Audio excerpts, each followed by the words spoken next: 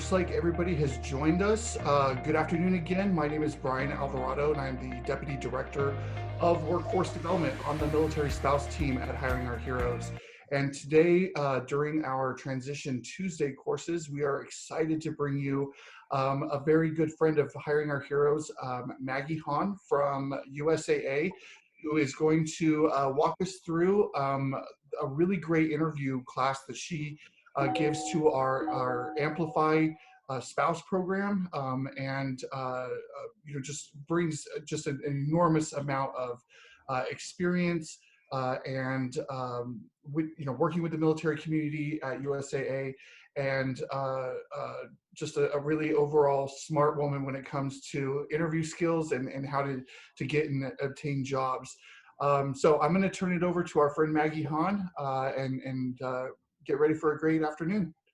Hi, Maggie. Hi, Brian. Thank you so much for the introduction. I appreciate it, and you have a great day as well.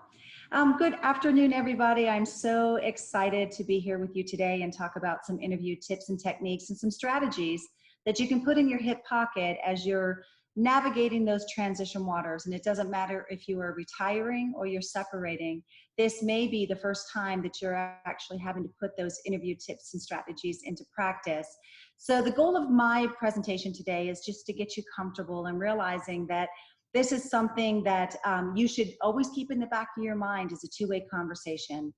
Interviews can be stressful at times. They can create a lot of angst if you're not fully prepared. So I'm going to give you some strategies and how to, keep those nerves under control and also bring out your best as you're trying to, of course, position yourself as the best candidate for that company. I know many of you have probably talked about resume strategies in the past, and I'm going to give you just a brief overview of some of the things that we consider at USAA and things that I do believe that you should take away from this course. And I'm not going to go into depth with resume writing and which engine to use, but I will draw your attention to, of course, our friends at the Chamber under the Hiring Our Heroes programs at the .org site. There's a resume engine as well as My Career Spark for our military spouses. These are actual engines that you can use that actually help translate military career, your specialties that you had in your military career, and our military spouses. It will help you utilize the verbiage that employers will understand when you're trying to translate perhaps what volunteerism looked like when you were at a location that perhaps lacked an industry and infrastructure, and you had to reinvent yourself or perhaps volunteer at the church or the school or in the military community. So these are great tools, and I want to draw your attention to that. But whatever platform you use, there are so many tools out there, sometimes a little overwhelming, but definitely want to draw your attention back to the Chamber because you're here today, and why not use the skills and the techniques that have been written for you by our professionals at Hiring Our Heroes. So from a resume perspective, typically 2 pages. You don't have a lot of time when you're in a pile of resumes or you're being brought up on a computer screen to take a look at that resume. We do recommend 2 pages is typically adequate in length. You only have those few seconds. Unless it's technical, you want to keep it to a 2-page minimum. Professional summaries, it's like a recruiter handshake, if you will. And capacity is going to determine whether or not you want to use that. Some people say don't waste that space because you are going to be able to highlight your best skills and your technical skills if you have them, if necessary. So use it as a handshake, but your capacity of what you're bringing to the table within that content is going to determine whether or not you should use it. Experience headers and relevant skills help quickly establish a fit to a team. So having those relevant skills is critical in your resume. And every requisition is going to have a requirement, and they're going to have preferred, and they're also going to have job responsibilities. So make sure that your skills that you have listed are relevant to that actual requisition. And don't over or under qualify yourself by not understanding the company's leveling structure, if you will. And that is over or underselling yourself for the position that you're applying for.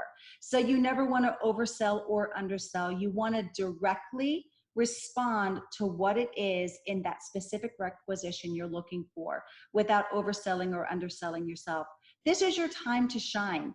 The resume is what is going to be your actual ticket to the interview, which we're going to talk about in just a moment. So if your resume fails, you will never be seen by that recruiter and invited to that interview. So make sure that it is very specific to that requisition that you're applying for. And a job posting can be utilized to your advantage as a cheat sheet to your interview, if you will. So if you take a look at that requisition and you actually write your resume to fit that specific requisition, it really is a cheat sheet to your interview. And I'm going to tell you some tips and strategies when you go into that interview, which you can actually pull out of that resume if it is structured properly. And you're going to want to provide quantitative and qualitative accomplishments. I can tell you I managed at least 100 people at USAA in my 19-year career there. Military spouses and veterans are ones that have the meteoric rise because they're the ones that actually come to work full of energy. They are the resilient ones. They are the ones that are multitaskers and the ones that are making a difference in all of my teams and within the organization. And what I like to see in an interview is to not have a pretty picture painted without that relevant data to support it. So I like hearing, and I'm going to talk about this when I get into our interview techniques. I want to hear about the situation, your behaviors, and that outcome. And that can actually be very specific in a resume, which will open up that conversation in that interview. So this could potentially be your cheat sheet once you're selected for that interview. So make sure that when your resume is being written, that it's not just painting a picture without giving us some data, and that's quantifiable and qualifiable data. And acknowledge your knowledge, your skills, your attributes, and the qualities that you bring to a team. That are all part of the requirements, because at USAA, if you do not meet those requirements of the position, you're going to be asked to fill out yes or no questions after you submit your resume. And if you don't have those requirements, you will not be considered for that position. And I'm going to tell you a little bit of insider information, if you will, about USAA. We want to know whether or not you are a military spouse or a veteran.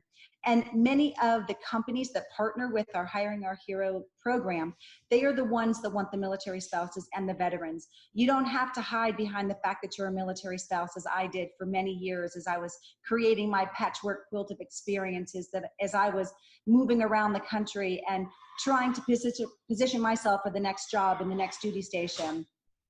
These are really, really critical things for us to consider when we're sitting down and writing those resumes and trying to come up with those experiences. Education is important, is absolutely important. If you have it, you want to identify yourself as having those degrees, having those technical backgrounds, having those skill sets, having your PMP, having whatever it is that you may have. The one thing I do recommend on resumes is leaving the date in which you graduated out. I know that there was a lot of concern sometimes from our military spouses when I'm delivering these interviewing tips and techniques, as well as some resume builds, is do I put the year I graduated? And my recommendation would be that's not really necessary, nor is it legal for them to ask you how old you are, but if they see it in black and white, it's out there and it is known. But education is important to go ahead and list that you have those degrees that you worked so hard for. So make sure that it's out there. Any licenses you hold as well are very critical to be seen. And then review your resume side by side with the job description. I spoke to it briefly in a previous bullet, but you want to make sure that if you're looking at that job description, you're looking at the job duties and responsibilities, and you're looking at the requirements of that position, that you want to make sure that it is highlighted and that you are going to stand out on that resume as exactly someone that they want to have on their team, because you have actually taken the time and you have made that resume very relevant and specific to that requisition. Like I said, I've hired many people at USAA over my almost 19-year career there, and the ones that pay attention to detail, the ones that utilize, the grammatical spell checks, the one that actually have their a peer or a colleague or a fellow veteran or a fellow spouse or someone that they're serving side by side. Take a look at that resume. Sometimes you're too close to it and you can't see it. So you want to make sure you take every necessary step to make sure that your resume is a true picture of the skill set that you bring to that team for that specific requisition. So let's talk really, really quickly. I talked about how this resume is really your ticket to the show. And if you don't have a strong resume, being asked to come in for that first interview, and sometimes it could be one interview, sometimes it's a series of interviews, building from the recruiter interview, going into perhaps a manager interview, perhaps a panel interview, and it's a progression of interviews. It just depends on the nature of the business you're applying for. But you want to be ready, and you want your resume to really be something that sets you apart from the rest of the applicants that could potentially be applying for that same position that you are. So in interviewing, same thing applies. You want to prepare, just like you did for your resume. And this really is critical because sometimes people think, well, my resume really kind of tells the story. Your resume is scratching the surface. I want to, as the interviewer, think about how your past experiences are actually going to add to my team. How are the skill set that you bring to my team, how is it going to take my team to the next level? How is your preparedness in your previous position going to take my team to the next, the next level, be top performers, do whatever necessary that we need to do to make an impact to the bottom line. So preparing for this interview like you prepared for your resume is absolutely critical. I'm going to talk about clothing for a minute, and I'm going to talk about really understanding the corporate culture when it comes to preparation for an interview.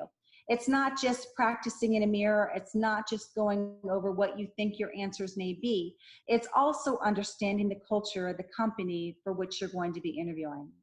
And wearing appropriate clothing, neat and pressed, and professional hairstyles. Be aware of trends and earrings and piercings and tattoos. Is this a company that you can have that shown? Many companies, of course, across the United States, they allow you to bring your whole self to work, and that's fantastic. But if you are going to be going to work for a company and you understand in their corporate culture that it is a professional business day in and day out, there might be considerations that you want to make as you're preparing what you're going to wear for that interview. So that comes back to your preparedness and your research of the company of what you're going to apply for. Really knowing that company is a critical piece of the pie here, because again, going back to what I originally started with, the interview really is a two-way conversation. They're wanting to know if you're going to make a good fit for their team, and you want to know if this is a great company that you want to be a part of. You want to be able to tell your family and your friends of this amazing company that you're going to work for. So allow yourself the latitude to be humble. Listen to what it is that they have to say and ask your questions appropriately. And I'm going to give you some strategies that you can utilize throughout the interview process in just a minute. But again, always keeping in the back of your mind that this is a two-way conversation might take some of those jitters away when you go into that interviewing room. Identify important details and show your interest. Going into an interview and not knowing anything about the company could be a detriment to that interview. They want to know that you are invested in that company, that you've actually taken the time to research perhaps how long they've been in business. What is their mission? Missions are highly, highly important. And our mission at USAA is critical to protect the financial interests of all of our members. And if you don't understand the mission of the company that you're applying for, if you can't recite the mission and believe it in your heart, it might not be a company that you want to work for.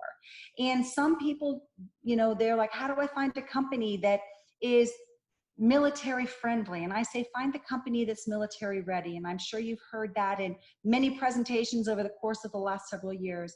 But there's true value in finding a company that is ready for you and not just raising their hand and saying, I'd like a veteran or a military spouse to be a part of our team. Companies invest a lot of money in training, and they invest a lot of money in the employees that they're bringing through their doors. And especially for the military community that want to continue their service once they put their uniform away, or that military spouse that's transitioned across the United States. I can't tell you how many times your story is much different than mine, but you want to be able to translate that, and it's very, very important. So do your research. Make sure it's a company that you're going to be proud to say that you're a part of, and to find a list of companies that are ready. You again want to go right back to that US Chamber site and take a look at the participating companies that have stood up and said, not only am I friendly, but I'm ready for that veteran, I'm ready for that military spouse to be a part of my company. And be proud when you go into those interviews and declare yourself that of a veteran or a military spouse, because I know at USAA, with about 24% of our employee population being that of a veteran or a military spouse, we are so proud, and we are so understanding of the value of the stories that you bring to the table, because it only makes our communication with our members on the phone that much better, and the products that we're developing on the back end that much stronger, because we understand what it means to serve, and we want to make sure that we are serving our community. So if you go into that interview understanding that company on a level that others don't understand it, you're going to be one step ahead of the game. And then finally, know your competition. What is your value proposition that's going to differentiate you from the rest of those that have the resume sitting on the desk in front of that interviewer? What is your value proposition? What can you bring to the table? And that's really critical, and you should start thinking about that, especially as you're writing resumes and getting out there and preparing yourself for your next step, is what can you bring to the table that others don't? And I can tell you, like I've said a couple of times now in the 17 minutes that I've been speaking, is that you differentiate yourself because you're less than 1% of the entire population that have raised your hand and said, I want to serve our nation. And there are companies out there that are vying for your skill set to be a part of their organization. That's your value proposition. What did you bring to your service? What did you bring to your volunteerism military spouses out there? What did you bring to the patchwork quilt jobs that you held from duty station to duty station? How did that build your story and be able to sell that story? Because I can tell you it's different than anybody out there on the civilian side, because you have impact and value that you don't even see within yourself that other companies know that you have. So celebrate it, and that should be part of your value prop. And then finally, be extremely organized and really demonstrate your attention to detail. That's not hard to do. All of you veterans and military spouses out there, it is not hard to demonstrate that you have a very great attention to detail.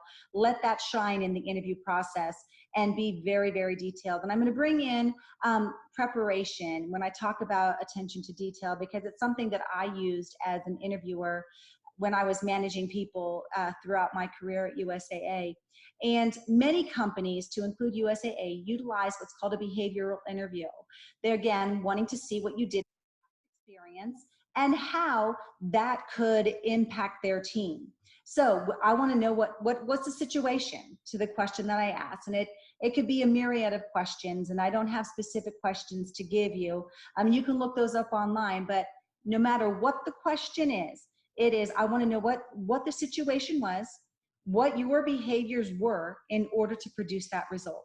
Some people call it a SBO. Some people call it a STAR: situation, task, action, and the result of that action. So if you think about it, your answers could be very succinct. And some people think sometimes, oh, my interview was so short, I'm never going to get the job. I was supposed to be there for an hour and it was only 45 minutes. I'm not going to get it. Not true.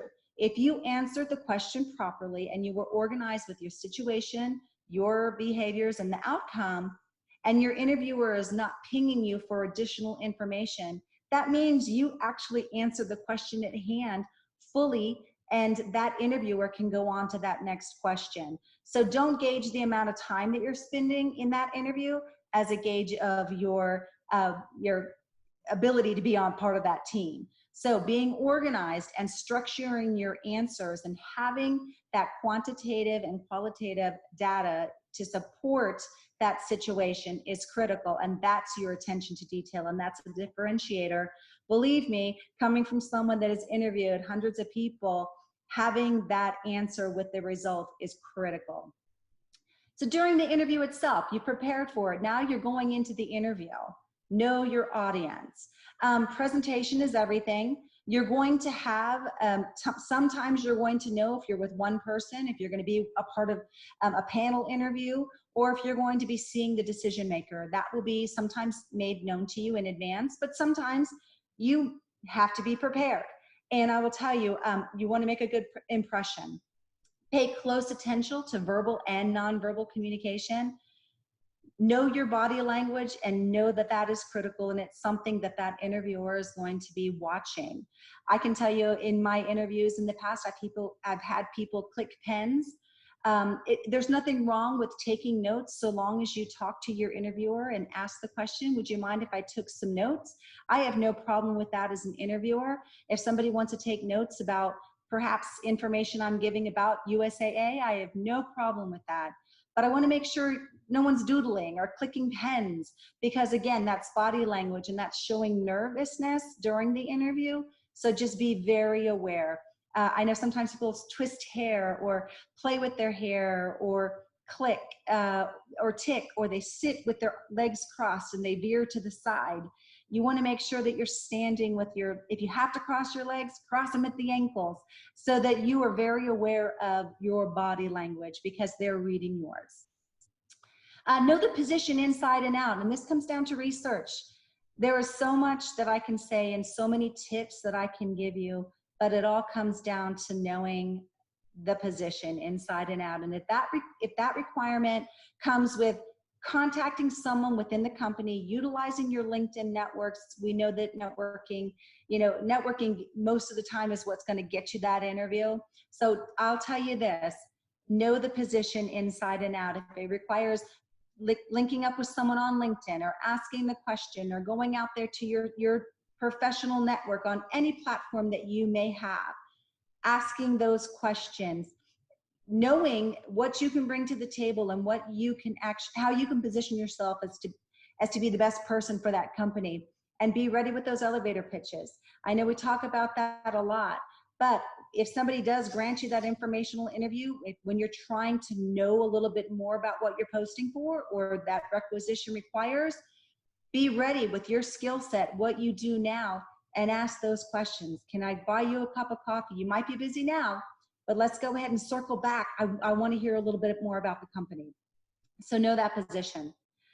And when discussing any negatives that might be out there, focus on the positives of the situation. Maybe you're in a position right now that you don't want to be in. That's not a time to bring up, that's why I'm searching for a position. Be very positive in what your skill set is going to do and how it's going to lead you into a great path of great return at the company of choice, of your choice. Know the culture. Culture is very important. It's just like knowing the position. Is this a company that you would be proud to say that you work for? So pick up on nuances that you make relatable to that interviewer. So if you say something and they have a funny look on their face, just, maybe step back for a moment, reposition the question. Again, this is a two-way conversation. Demonstrate that you are a great culture fit for that organization, and this is why you're a great fit for the organization. Find the balance, keep that interviewer intrigued in the conversation, and it's really important to really not overwhelm them.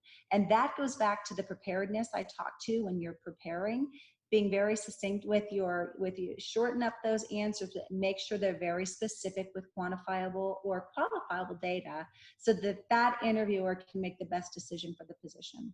And then finally, follow through. Follow through is critical, and sometimes something that's really left out of the picture in interviews.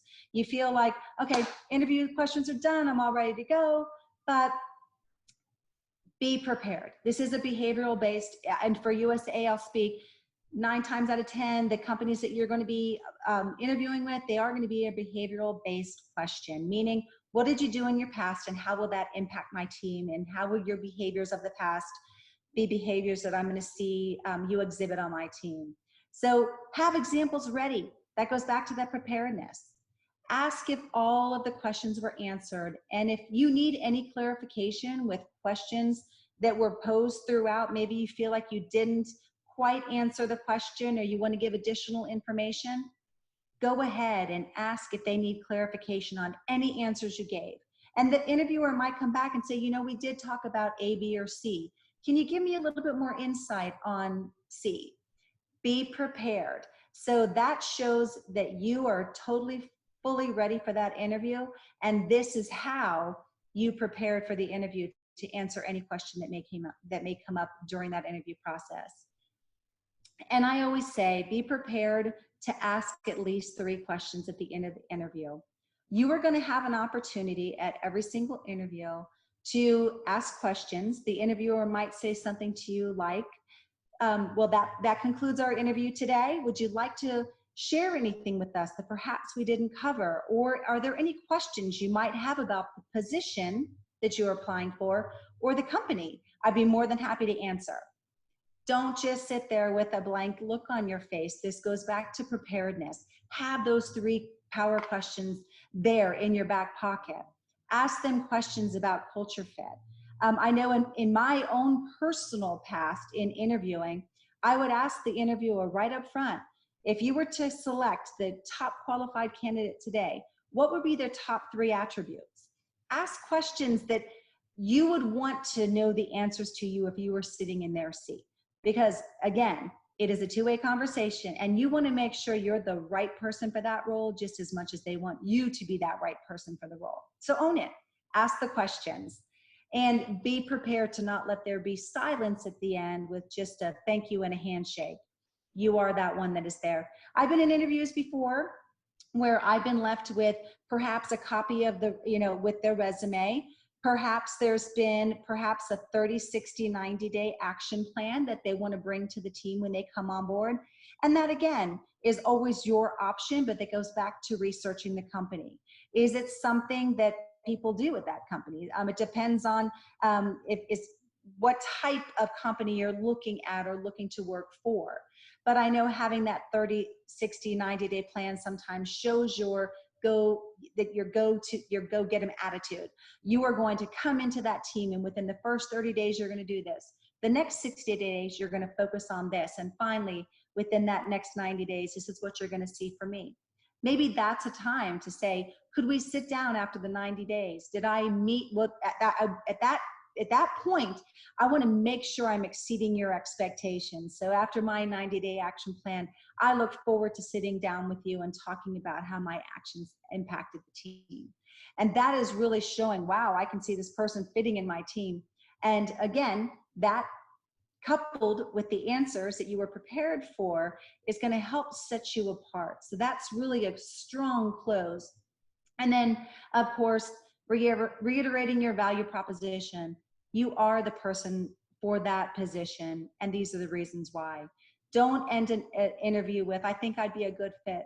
Because guess what? There's probably about 12 to 15 more people that are going to go in there and say, this is why I am the person for this position. So own your strengths, own your value proposition, and be able to effectively articulate that in the closing of that interview.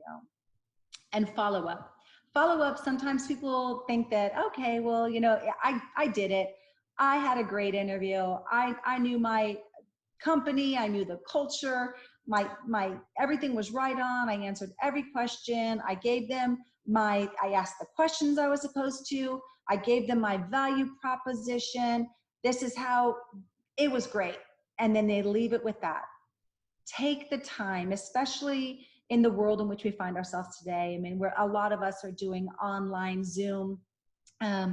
You don't have the opportunity to send sometimes to an office anymore a thank you note. I know for me, getting a handwritten thank you note after an interview that was sent to me at USAA was very valuable. Again, if you're thinking about differentiators and your value proposition of what you bring to the table, that could be something that the interviewer thinks is valuable.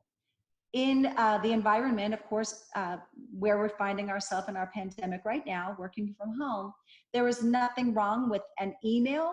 And it might be your style. An email might be what you have done in the past and what might be what you do in the future. But I think it's always appropriate to send a follow-up, whether it's a handwritten note for the time or a personalized professional email. Again, reiterating what you could bring to the table and to that team and why you are the right person for the position. And that helps you stay top of mind, because well, the emails are going to go back instantly, but if you were sending it via, slow mail, snail mail, as some people would call it, that might not get there for 4 to 5 days. So you want to remain top of mind, and those thank you notes help, again, your differentiator there.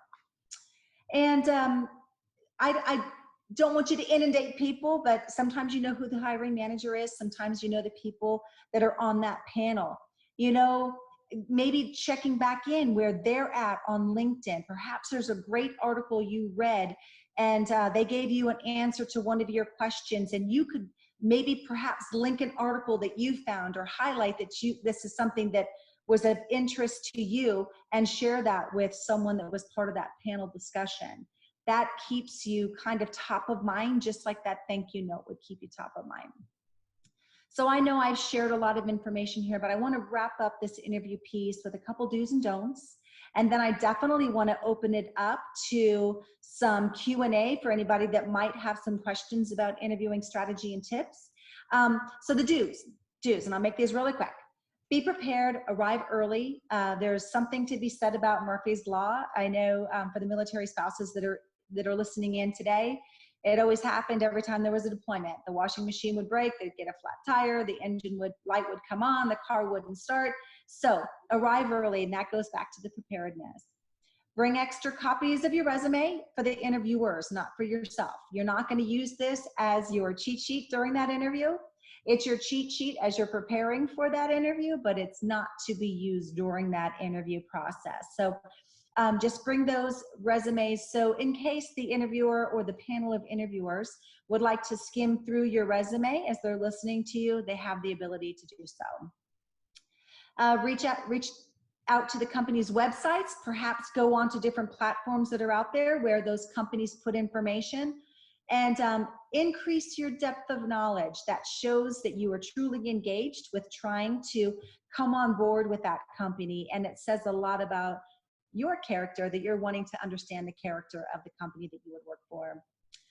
Respond concisely to questions. That goes back with situation, behavior, outcome, or situation, task, action, and result, depending on which kind of base you'd like to use for answering your questions succinctly and keeping them tight. And prep. I know when I go for an interview, I always stand in the mirror and I answer those questions. I ask myself a series of questions that I find online. And in my mind, I have about 5 or 6 scenarios. So whatever question is posed of me, I'm able to go ahead and tie that actionable item back into a response. And don'ts. And I'll leave it at this, don'ts. Don't assume that anybody you meet during that interview process is unimportant. And I'll say this is very important, from the person that calls you to say, congratulations, we'd like to bring you in for your first interview. That person could be very instrumental. That person could be sitting in your interview on the panel. So don't assume that anybody is unimportant in the process, from the actual talent recruiter that's out there, from the scheduler to the person that greets you at the door, hopefully sometime face-to-face in the very near future. Everybody is important in this process. Don't bring your cell phone into that interview. Turn it off completely, not just even on vibrate. You can hear the vibrations, and sometimes it's on a metal chair or it's in your purse. You can hear that vibration, and it is a distraction to you.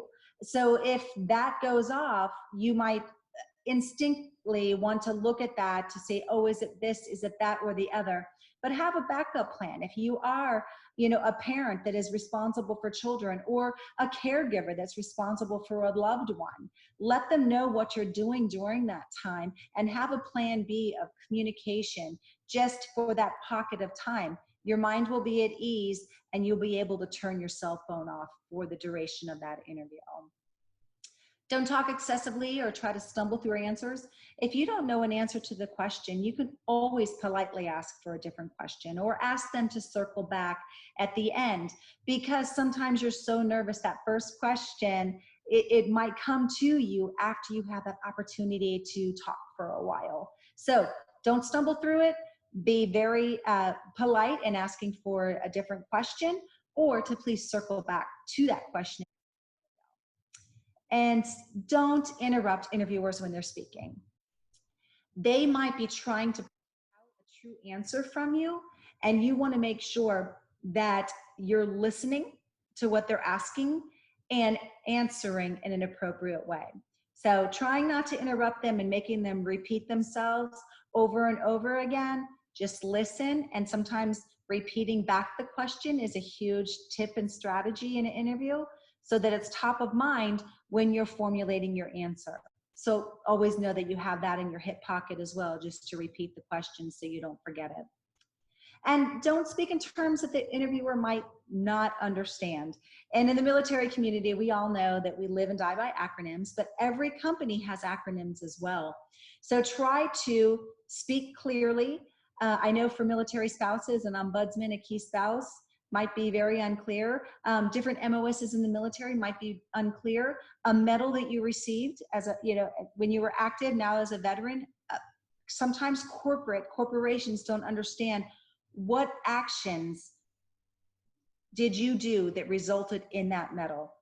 So being able to clearly identify the skills and what builds that, that resume, and speak the language that they understand is going to be critical. And I know it's even hard for me. I go in there with acronyms, and sometimes I have to really think about it and think clearly, and not say the acronyms that I want to say, but say it one time fully. And you might even say, I was a key spouse volunteer, and then I won't say that again. If I'm giving a response to how do I volunteer my time, or what's important to me about volunteerism, if I were to say something, I'd say it clearly one time, and then I might just say key spouse, as I'm kind of referring to it in the end.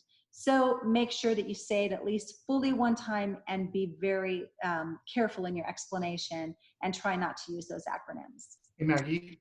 Yes, go right ahead. And I was going to wrap it up and see if we had any questions. Well, there's a really great question here that really ties into this particular topic, and I'd like to address it. The question is, can you reference your military experience as background to an answer, an answer to an interview question? And it really tied into being able to speak to your audience and knowing your audience. So can you talk about that for a minute? I think absolutely. Again, the companies that you're going to want to apply for are companies that are ready for that military experience. So highlighting your military experience is beneficial. And I'm going to say this because I lived this. As a military spouse, former military spouse of 27 years, moving around the country with 2 small children in tow, I hid the fact that I was a spouse for years, because I was afraid that companies weren't going to hire me. And now we know in the environment that we live, that the longevity of that position is typically 2.5 to 3 years. So military spouses don't have to worry about the most junior in the company. What we found through the years is that veterans weren't identifying themselves as veterans either, because of different reasons. It might be what people are seeing in movies, or people might be uncomfortable having a veteran on their team. Absolutely not the case if you're looking for the right company. And that's why you have to research companies to see not only are they friendly, but are they ready to have me as part of their organization. For me, I want to hear about your military background. I want to hear about what you did, but I want you to be able to tie those skills into the requisition that you're posting for. I can't tell you the military experience that I have benefited from, as the veterans that have been on my team, the military spouses on my team, and their background. That is the behaviors that I saw in them during that interview that I wanted to inject into my team to make sure that my team was a top performing team.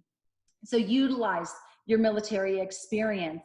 Be able to formulate those answers using that experience, to tie it into the questions that are being asked. So great question, use your experience.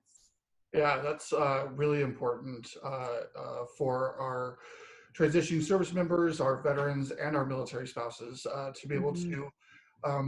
to take all of our experiences collectively, but to be able to communicate them to people who may not understand the language that we all get used to talking in the military. Right. I'm going to jump into. We have a lot of really great questions that I want Perfect. to rapid fire at you.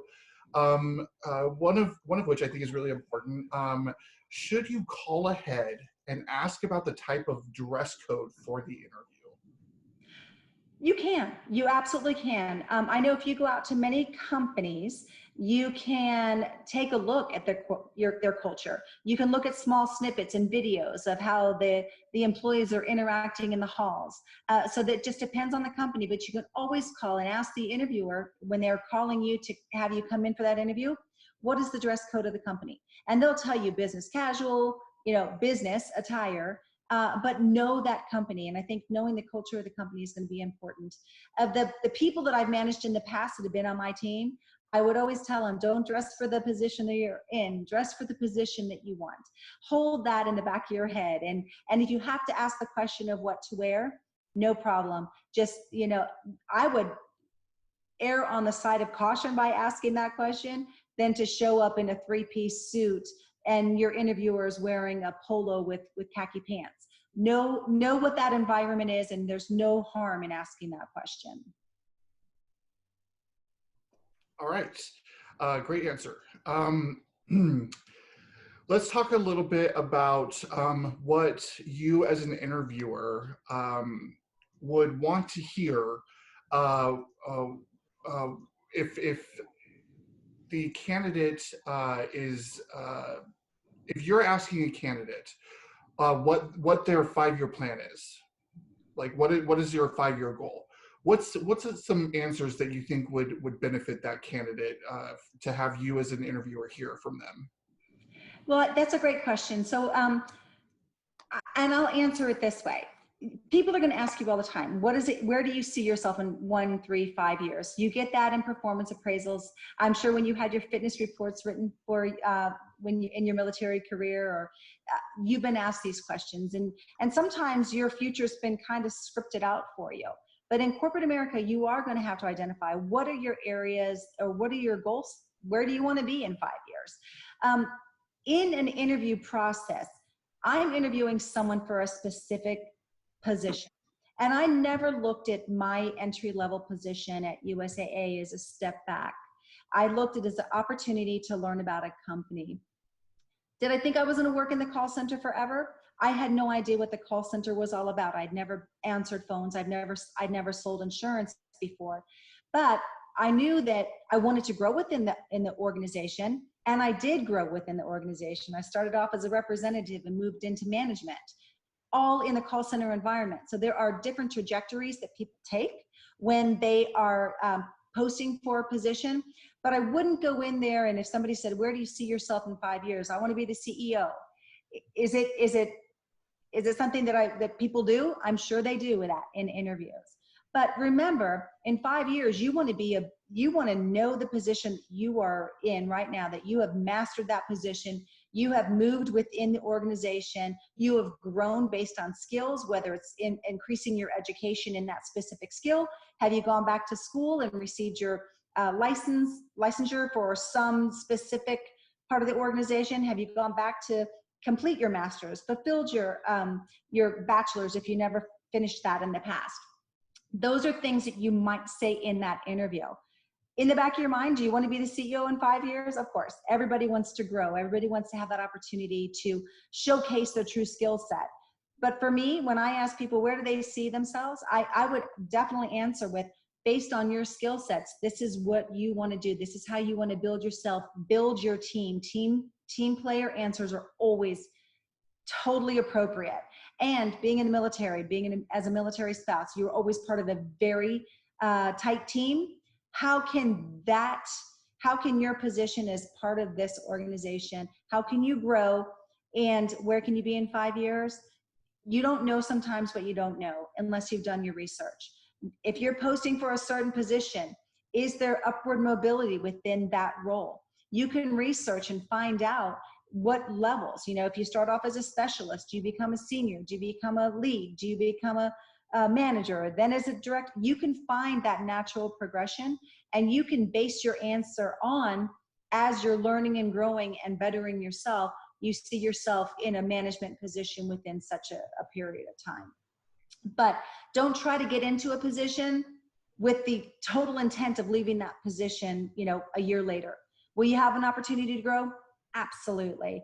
But as an interviewer, I want to know what you're going to do in this position and how you're going to grow within this position. That's great. Okay, this is a very important one for our transitioning service members and veterans. How do you address an interviewer if they bring up stigma items such as PTSD or questions about combat military operations? That's a great question. And full transparency, I'm not in an HR role for USAA. However, I speak with many military spouses, and I speak, of course, with transitioning veterans.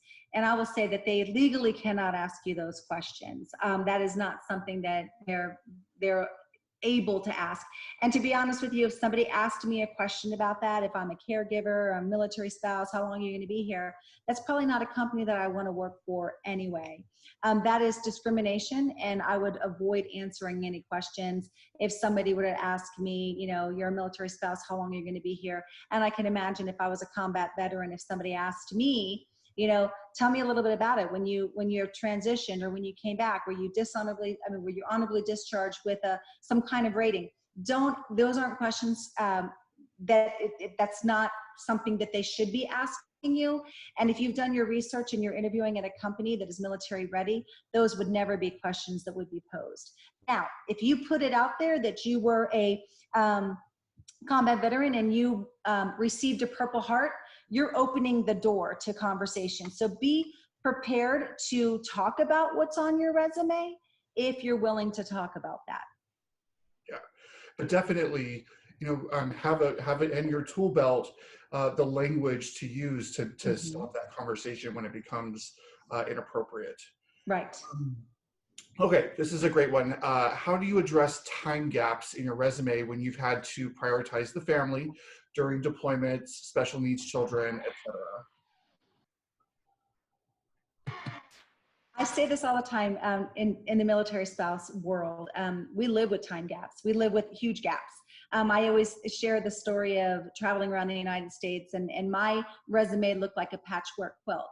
And I referenced at the very beginning of this presentation that there are some great platforms. You'll find it at the same place that you signed up for this training today, and that is, of course, at the U.S. Chamber.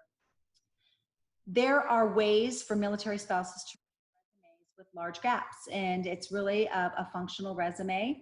It takes the chronological order out of that resume. Of course, in the military, you've had a very chronological job so far in your life. Military spouses have those gaps that need to be addressed. And so I say, if you're a military spouse that has a chronological career, highlight that. If you're a military spouse that, like myself, was a volunteer for 6 years, and I volunteered for the Navy Marine Corps Relief Society, that was a huge part of my resume, because guess what? I built skills. I was keeping the tool sharp when I wasn't working in corporate America, but those were also tools in my arsenal, so I could go in and talk about what I did for the Navy Marine Corps Relief Society. So chronological out. If you don't have it as a military spouse, definitely want to utilize a functional skills-based resume, and that can be found at the CareerSpark resume engine, if you will, and the resume engine for veterans out there under the programs for hiring our heroes, of course, the great platforms to use. And it'll actually take you through how to write the resumes. And these were actual platforms that were written by veterans for veterans and by military spouses for military spouses. And there are a lot of platforms out there, but I would say if you don't have the chronological, there are platforms to use and there are structures to use taking it out.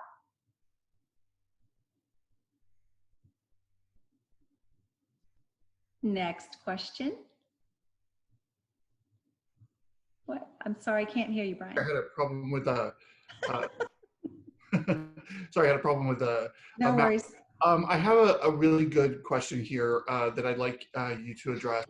Um, and this comes up a lot when we talk about utilizing our skill sets and advertising our skill sets and matching skill sets with what the job requirements are. Mhm. And the question is, what if you're not as strong with a preferred qualification skill, but you're very familiar? You know, how do you address that with an interviewer?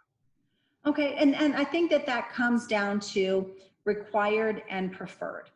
Okay, so let me back up a little bit by saying that whenever you're applying for a requisition out there, whether it be at USAA or any other organization that you're applying for, you want to make sure that you meet every single requirement of that position. And it might say 4-year degree or experience. It might say 4-year degree and no, experience. They're very specific under those requirements. I would say if it said 4-year degree or experience, I'd be comfortable not having an advanced knowledge on some skill set.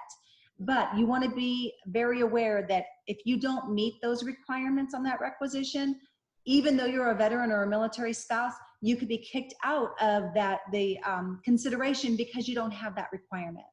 You're going to get to those preferred skills on any requisition. And sometimes it might be a master's degree, a black belt. It might be some kind of licensure. It might be a CPCU. It might be something that is out there. Don't say that you have it if you don't have it, because there's nothing worse than bringing yourself into a situation the first day on the job and they're throwing things at you and you have no idea what it is. It's not going to be a comfortable situation. So look at the required, look at the preferred. If you don't have exactly what they're asking for, I would say probably that position is not the position for you, and look for perhaps something in that line. Perhaps it's a step beneath that position where you can build that skill set so that you can be fully confident in applying for that position and answering any questions that might come along if you're selected for that interview.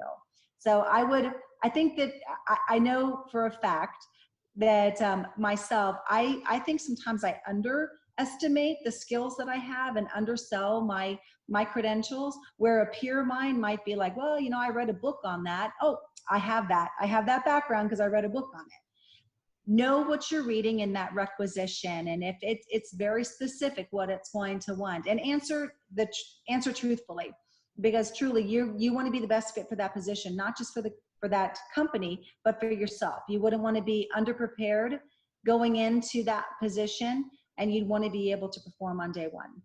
Mm. All right, that's great. We have a bunch of questions left, and we're getting close to run on time. So let's try and rapid fire a few of these. Good. Good. When doing an interview from home via webcam, what type of background would you recommend? Great question. So on Zoom, just learned this recently, and thank you, hiring our heroes back here. They created this backdrop for these presentations, which is beautiful. So anytime I go into a conference, if you didn't see this background, you would see a ceiling fan behind me and my fireplace.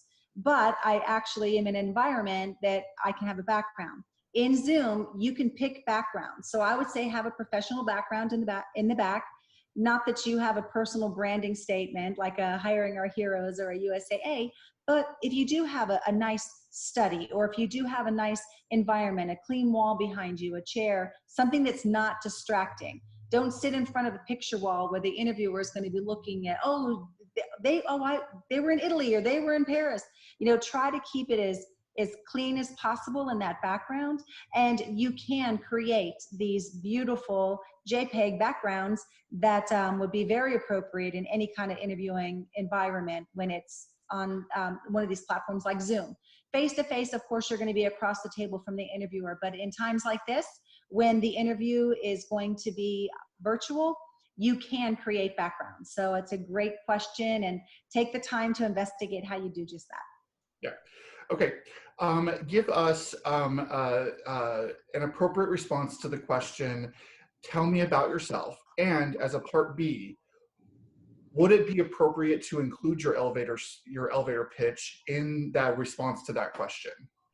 Yes, I think that's a great question. And typically, tell me a little bit about yourself or why you'd be a great fit for this position.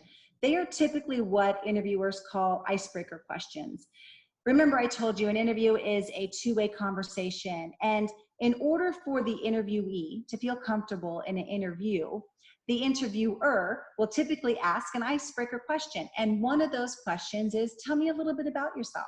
Or tell me about the best day you've experienced in the military, or the best day that you experienced as a military spouse volunteer. That's just to get the ice, that's just to break the ice. This would be a great time to use your elevator pitch. What you've done in your past, why did you serve? Did it come from your family background? Was it something that your father and grandfather did? As a military spouse, your elevator pitch. You have not sat around eating bonbons. You have sharpened those skills. You've done this, you've done that. You're taking all this energy and all these skills, and this is why you're the perfect person for the position. You're taking your organization, and this is what you can do for the new team. So tell me about yourself. That's a loaded question because you could go in many different directions.